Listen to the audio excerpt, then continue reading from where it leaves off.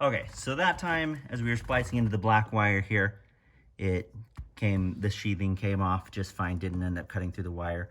So now all we're gonna do is actually solder to the wire itself. You see the jumper cable that we added in so that it didn't shorten the length of the wire. Let's see if we can get this to where you can see it. Nope, don't wanna burn that wire.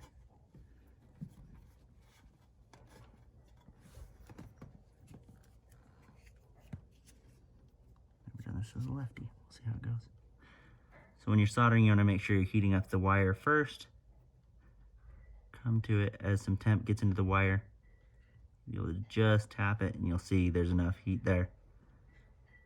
Solder always melts to itself first. Get a little bit going. Pull the iron away after it's fully absorbed. And you're done. Tape it up, wrap it up, heat shrink it, however you do it. We'll seal this back up. The backup camera module plugs directly into this. So I'd already disconnected the backup camera module. This is sitting against the firewall here. Has two plugs coming into it. This is the smaller black connector of those two.